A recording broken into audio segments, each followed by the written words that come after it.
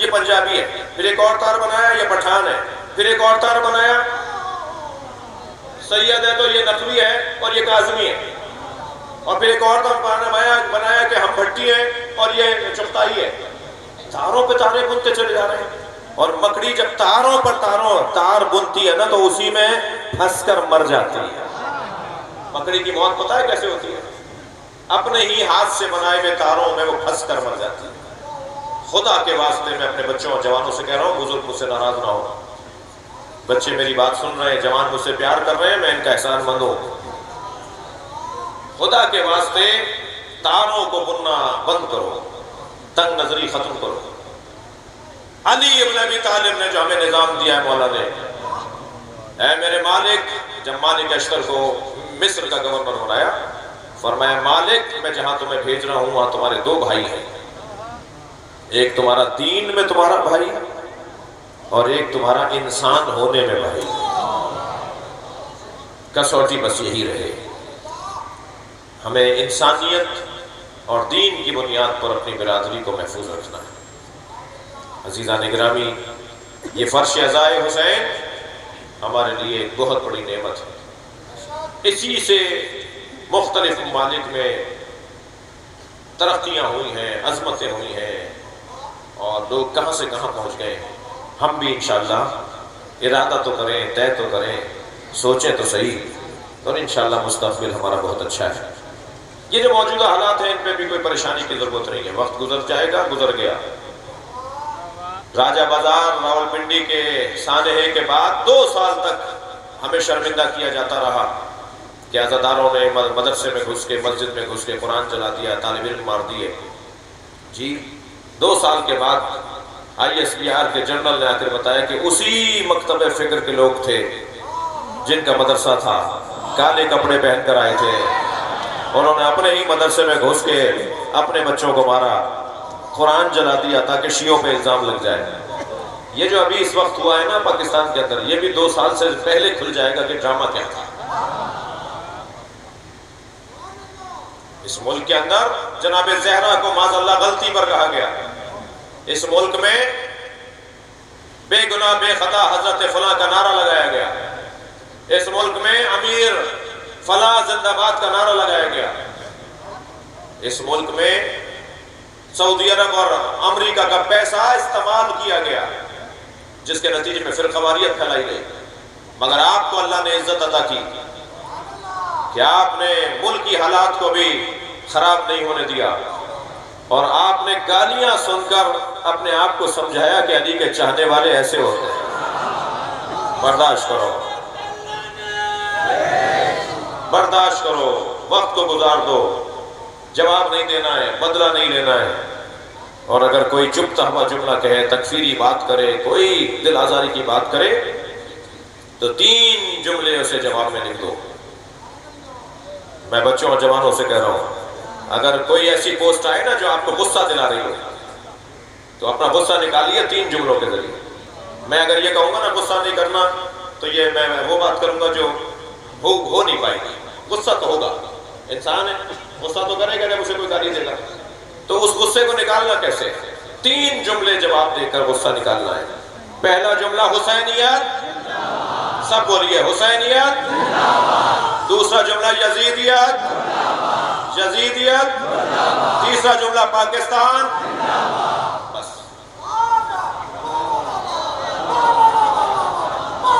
یہی ہمارا جواب ہے، یہی ہمارا جواب ہے۔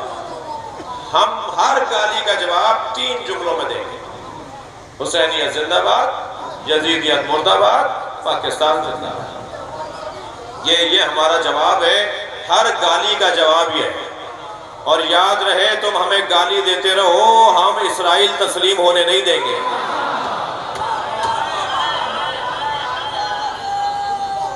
یہ ہے ایجنڈا جو میں نے آپ کو بتا دیا۔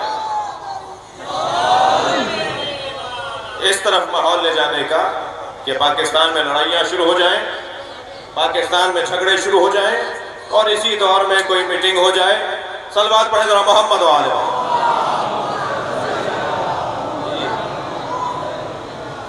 یہ فرش عزائے حسین شعور دینے کی جگہ ہے، شعور بڑھانے کی جگہ ہے۔ کوئی پوچھے زہرا کے لال حسین سے کہ انہوں نے شعور دہی کے لیے معاشرے کو ذہنی ترقی بخشنے کے لیے انسانیت کی تربیت کے لیے اپنا کتنا نقصان کیا ہے، بلکہ میں کہہ سکتا ہوں کہ امام حسین نے اپنا سب کچھ قربان کر دیا۔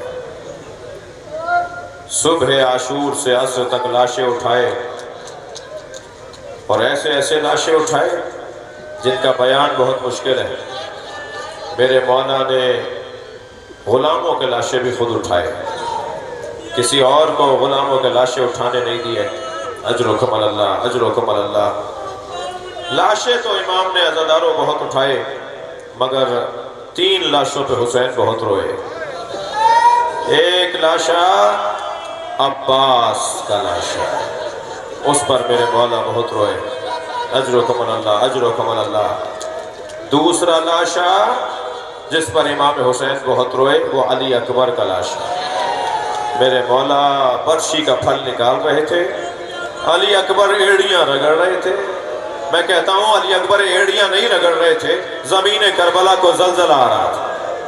یہ دوسرا لاشا، اجرکم اللہ، اجرکم اللہ، جس پر حسین بہت روئے۔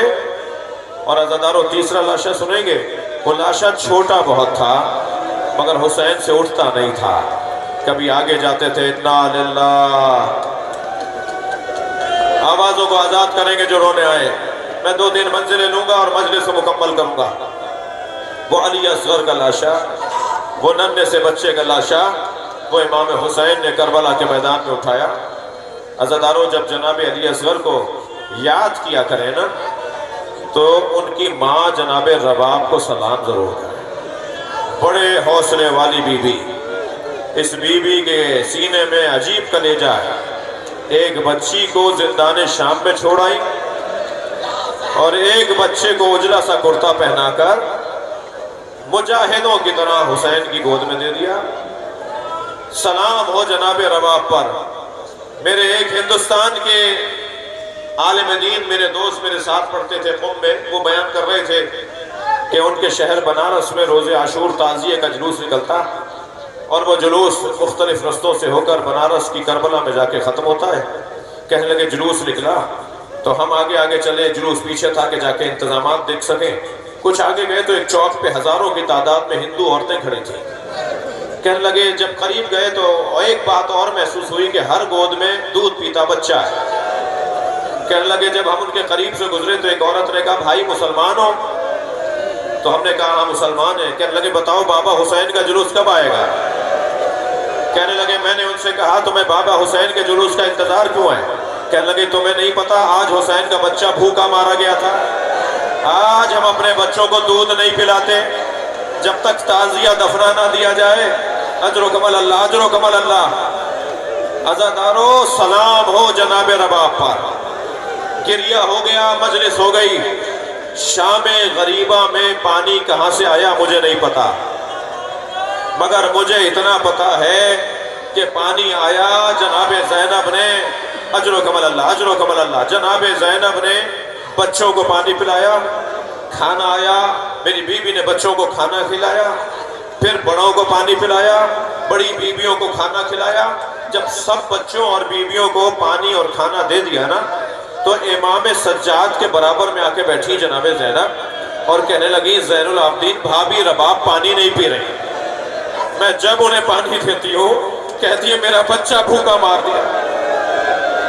امام سجاد قریب آئے اور آ کر کہا اماں رباب پانی پی لیجئے تاکہ زندگی بحال ہو جائے، تاکہ بدن میں زندگی لوٹ کر آ جائے۔ جناب اجرکم اللہ، اجرکم اللہ، جناب امام سجاد کے حکم پر جناب رباب نے پانی پیا، کھانا کھایا۔ بس عزادارو اب میں اشارے میں بات کروں گا۔ سیدہ رباب کا ادب مانے ہے، ممبر کے زبان مانے ہے کہ جب بی بی نے پانی پی لیا، کھانا کھا لیا تو آدھی رات گزری تو جناب زینب کے برابر میں آ کے بیٹھی اور کہنے لگی مجھے علی اصغر یاد آ رہا ہے، میرا بچہ بھوکا مار دیا۔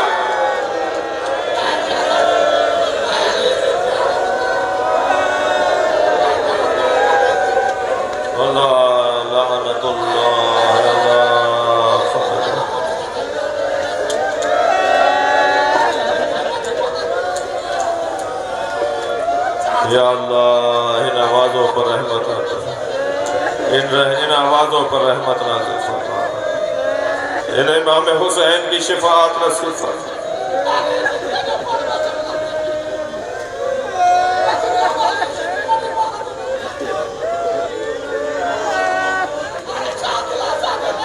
سلام ہو اس 4 سالہ بچی پر، اجر و کمل اللہ۔ 2 جملے سن لیجئے، رونے آئے ہیں، رونے کی خواہش ہے، نہیں معلوم آئندہ سال یہ مجلسیں ہماری زندگیوں میں ہیں یا نہیں۔ سلام ہو اس 4 سالہ بچی پر جو اونٹ سے گری نہیں گرائی گئی، اور جب اونٹ سے گرا دی گئی قافلہ آگے بڑھا، بی بی پیچھے پیچھے دوڑتی آ رہی ہیں، پھوپھی اماں میں گر گئی، بھیا سید سجاد میں گر گئی، مجلس ہو گئی عزادارو۔ بس ایک جملہ اور سن لیجئے، جب شام سے رہائی کے موقع پر جناب سید سجاد نے پوچھا پھوپھی اماں کیا ساری بیویاں محملوں پر بیٹھ گئیں؟ تو بی بی زینب نے فرمایا بھابی رباب نظر نہیں آ رہے۔ امام سجاد نے فرمایا مجھے پتا ہے میری ماں کہاں ہے۔ اب آگے آگے امام سجاد، پیچھے پیچھے بیویاں جا رہی ہیں۔ امام سجاد زندان شام میں گئے، کیا دیکھا جیسے کوئی ماں اپنے بچے کو گلے سے لگائے ہوئے ہو نا، ایسے جناب رباب نے قبر سکینہ کو گلے سے لگایا اور آواز دے رہی ہے سکینہ اٹھو قافلہ جا رہا ہے، سکینہ ہم وطن واپس جا رہے ہیں، تمہیں بڑا خیال تھا کہ ہم مدینے کب جائیں گے۔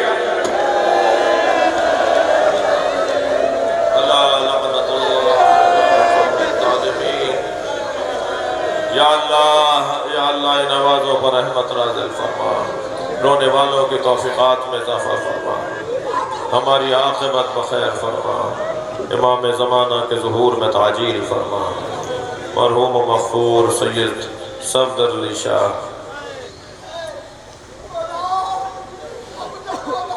اور دیگر اس خاندان کے مرحومین کی مغفرت کے لیے، سید قاسم رضا شاہ صاحب کی صحت و سلامتی کے لیے، اور حاضرین کی حاجات کی برابری کے لیے، یا اللہ ہماری اس عبادت کو وسیلہ قرار دے، ہمارے اس گریہ کو وسیلہ قرار دے، جو یہاں مانگنے، جو یہاں حسین کی درگاہ میں اپنی حاجتیں لے کر آئے، ان سب کی حاجات کو پورا فرما، مرحومین کی مغفرت فرما، امام زمانہ کے ظہور میں تعجیل، یا حسین۔